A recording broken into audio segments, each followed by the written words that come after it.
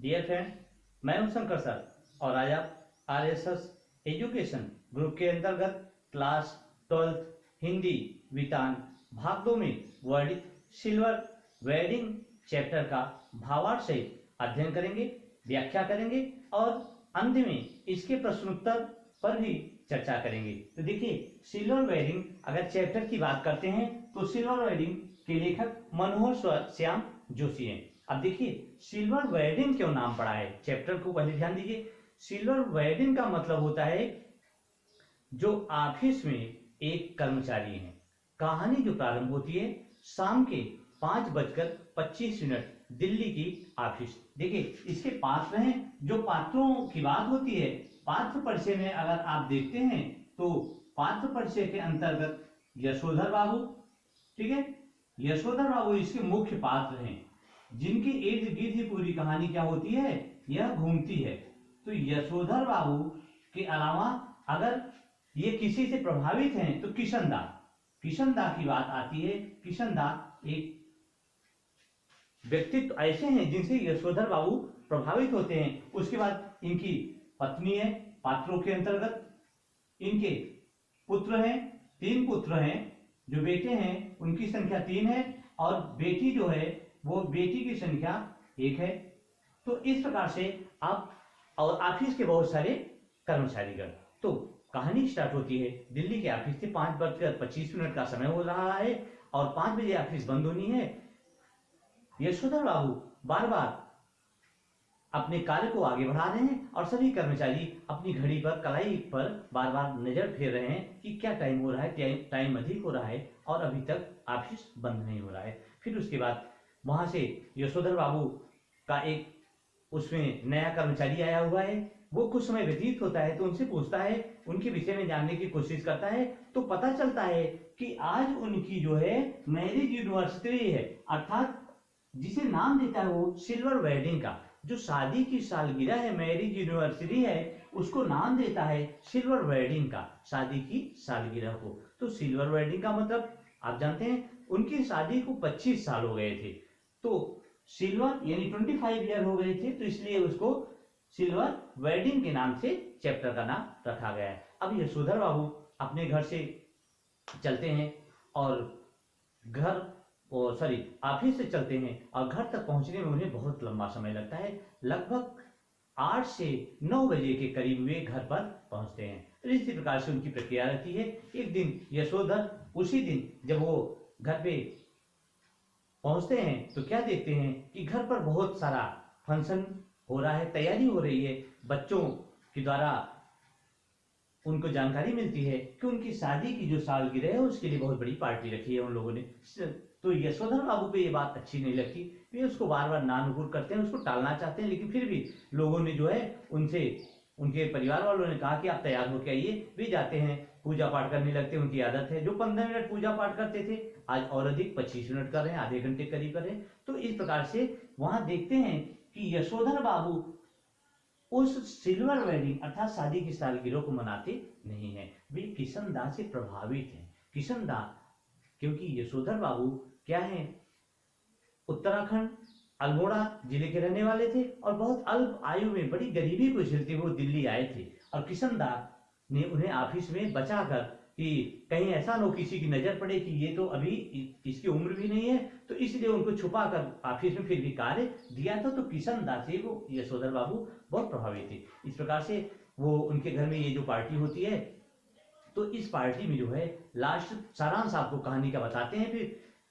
Party के अंतिम स्तर पर क्या होता है, पार्टी समाप्त होती है। उनका लड़का, देखिए 3 लड़के हैं, किशन दा, वो यशोधर बाबू इसमें रिटायर होने की कगार पर है और उस रिटायर होने की कगार पे उनकी पेमेंट क्या है, 1500 रुपए। लेकिन उनका बड़ा लड़का आज 1500 रुपए, इतने वर्ष कमाने के बाद यशोधर बाबू की पेमेंट 1500 रुपए मंथली है और उनका बड़ा लड़का जो यशोधर बाबू का है वो 1500 रुपए से प्रारंभिक उसका वेतन है, ठीक है। और दूसरा लड़का वो भी अच्छा जॉब कर रहा है, तैयारी कर रहा है। तीसरा लड़का अमेरिका में, दूसरा लड़का आईएएस की तैयारी कर रहा है और तीसरा लड़का अमेरिका में अपनी तैयारी कर रहा है। एक लड़की है वो भी अच्छी तैयारी कर रही थी। इस प्रकार से उनका अच्छा परिवार है, उनकी पत्नी भी उन बच्चों से प्रभावित है। तो किशन यशोधर बाबू को उनका बड़ा पुत्र जो है एक ऊनी कपड़े देता है और लास्ट में कहता है, जब पार्टी खत्म हो जाती है, कहता है कि पिताजी आप सुबह सुबह दूध लेने जाते हैं, उस समय आपको बहुत ठंडी लगती होगी, तो यह मैं आपको गिफ्ट दे रहा हूँ।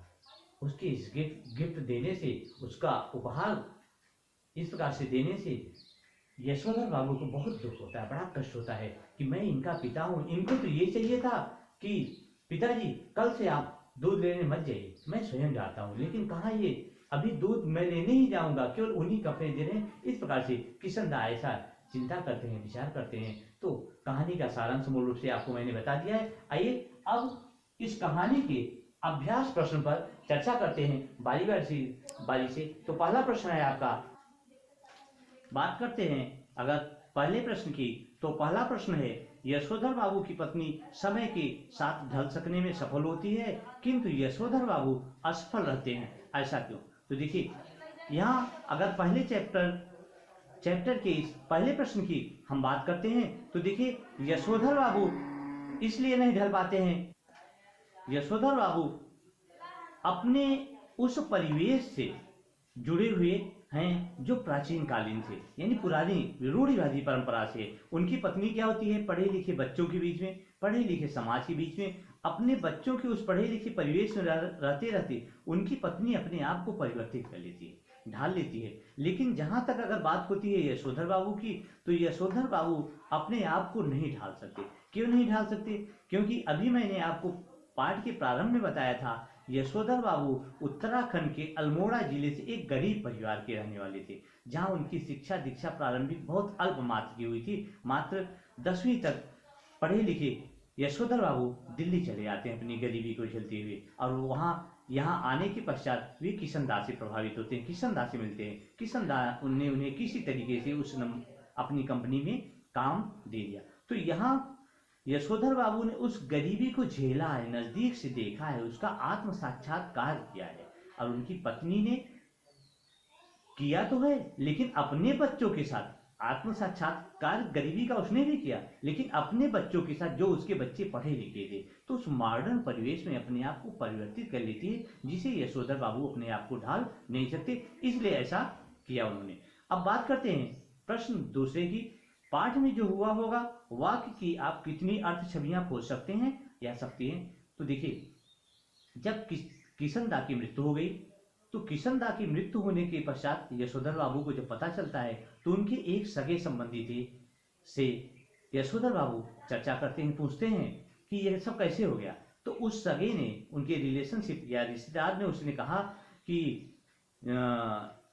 जो हुआ होगा मतलब जो हुआ होगा उसके द्वारा उनकी मृत्यु हो गई। तो जो हुआ होगा, तो यशोधर बाबू ने इसका तर्क लगाया कि जिनका परिवार नहीं रहता, जिनकी पत्नी नहीं रहती, जिनके बच्चे नहीं साथ में रहते, अर्थात जिनका भरा पूरा परिवार नहीं होता, उनके साथ जो हुआ होगा शायद उसी के कारण उनकी मृत्यु हो जाती है। ऐसा यशोधर बाबू अपने विचार में तर्क करते हैं। तो इस प्रकार से विभिन्न छवियां उनके मस्तिष्क में, उसकी चेतना में उत्पन्न होती है, तो ऐसा वे सोचते हैं। अब बात करते हैं प्रश्न नंबर 3 की। तो प्रश्न नंबर 3 में आपने देखा होगा, पूरे चैप्टर में यशोधर बाबू बार बार समहाउ इम्प्रॉपर करते हैं। तो समहाउ इम्प्रॉपर वाक्यांश का प्रयोग यशोधर बाबू लगभग हर वाक्य के प्रारंभ में तकिया कलाम की तरह करते हैं। इस वाक्यांश का उनके व्यक्तित्व और कहानी के वाक्य से क्या संबंध बनता है? अब देखिए, समहाउ इम्प्रॉपर का मतलब है जो उचित नहीं है, अर्थात जो अनुचित है। तो ये अक्सर आपने देखा होगा, जब कहानी प्रारंभ होती है तो उनके ऑफिस में एक बाबू है, नया आया हुआ है, जो नए मॉडर्न से पैंट पहनता है, जिसकी पैंट ऊपर तो टाइट रहती है, नीचे जाके ढीली रहती है। तो यशोधर बाबू उसके उस हाव भाव को, उसके उस मॉडर्न को, परिवेश को देखकर समहाउ इन प्रॉपर, अक्सर वो बोलते भी रहते हैं, तो ऐसा वो व्यक्त करते हैं, समहाउ इन प्रॉपर कहते हैं, और तो व्यंग भी कहते हैं। अर्थात उनके कहने का आशय यह है कि जो उचित नहीं है उसके का वो खंडन करते हैं, समहाउ इम्प्रॉपर को बोलकर। तो इस प्रकार से आप देखते हैं कि प्रारंभ में तकिया कलाम की तरह तो किया है, तो कहानी के वाक्य का संबंध कैसे, इस वाक्यांश का उनके व्यक्तित्व से क्या संबंध बनता है? कहने का तात्पर्य यह है कि वे जो उचित नहीं है उसका खंडन करते हुए इस बात को तकिया कलाम के रूप में प्रयुक्त करते हैं। तो आप इसको इस तरीके से प्रयुक्त कर सकते हैं। अब देखिए, प्रश्न नंबर चौथे पे चर्चा करते हैं। यशोधर बाबू की कहानी को दिशा देने में किशन दा की महत्वपूर्ण भूमिका रही है। आपके जीवन को दिशा देने में किसका महत्वपूर्ण योगदान रहा है और कैसे? देखिए, संसार का ऐसा कोई भी व्यक्ति नहीं है जो किसी न किसी से प्रभावित ना हो। चाहे आप हो, चाहे मैं हूं, चाहे और भी कोई हो, वो हर कोई ना कोई किसी से प्रभावित ही रहता है। तो आपने अगर ध्यान दिया होगा तो यहाँ यशोधर बाबू किशन दा से प्रभावित हैं, क्योंकि किशन दा की सारी बातें यशोधर बाबू को बहुत ही अच्छी लगती हैं। यशोधर बाबू उससे प्रभावित भी हैं, तो इसीलिए यशोधर बाबू हमेशा किशन दा की बातों का बखान करते हैं, उनके गुणगान गाते हैं। और जैसा जैसा किशन दा ने अपने जीवन में आत्म साक्षात्कार किया है, वैसा वैसा यशोधर बाबू भी करने की कोशिश करते हैं। तो यहाँ अगर आप देखेंगे तो उसको दिशा निर्देश देने में, यशोधर बाबू को दिशा निर्देश देने में किशन दा का बहुत बड़ा योगदान रहा है। और जहाँ तक आपकी बात है तो आपके माता पिता, आपके गुरुजन, आपके बड़े बुजुर्ग, आपके भाई जो आपसे बड़े होंगे, आपके मित्र भी होंगे जो आपका सही मार्गदर्शन करते होंगे, आपको सही रास्ता दिखाते होंगे, तो इन सभी का आपके जीवन में कहीं ना कहीं योगदान रहा है, जो आपको बढ़ने में या आपको मोटिवेट करने में, आपको प्रेरित करने में उनका सहयोग दिखाई देता है। तो इस प्रकार से आप इस प्रश्न का उत्तर दे सकते हैं। अब चलिए बात करते हैं प्रश्न नंबर 5 की। तो प्रश्न नंबर 5 है, वर्तमान समय में परिवार की संरचना स्वरूप से जुड़े आपके अनुभव इस कहानी से कहाँ सामंजस्य बिठा पाते हैं? तो देखिए, वर्तमान समय में अगर कहा जाए तो परिवार की संरचना, आजकल परिवार की संरचना क्या है? एकल परिवार है, छोटा परिवार है, जॉइंट फैमिली, संयुक्त परिवार में सभी नहीं रहना चाहते हैं। और स्वरूप से जुड़े हुए आपके अनुभव, देखिए अनुभव जो उस समाज को चलाता है, उस समाज में रहकर अपने परिवार को जो चलाता है, उस परिवेश में जो अपने आप को ढालता है, वो उसे उसका अनुभव अधिक होता है। तो आप देखते हैं कि एक जो परिवार का मुखिया होता है, जो गार्जियन होता है, जो अभिभावक होता है, वो अपने अनुसार उस समाज के परिवेश के अनुसार अपने परिवार का भरण पोषण करता है और उसे चलाने के लिए, आगे बढ़ाने के लिए हमेशा ही क्या रहता है? तत्पर रहता है। इस कहानी से सामंजस्य बिठा पाते हैं। तो अगर आप देखते हैं तो इस कहानी से वर्तमान समय में जैसा परिवेश चल रहा है, वैसा व्यक्ति अपने आप को उसी प्रकार से ढालता है। अब चलिए बात करते हैं प्रश्न नंबर 6 की। तो प्रश्न नंबर 6 है, निम्नलिखित में से किसी आप कहानी की संवेदना कहेंगे और क्यों? तो क में हाशिए पर धकेले जाते मानवीय मूल्य। जब देखिए, हाशिए पर धकेले जाते मानवीय मूल्य का अर्थ है कि आजकल कोई भी मानवता की परवाह नहीं कर रहा है।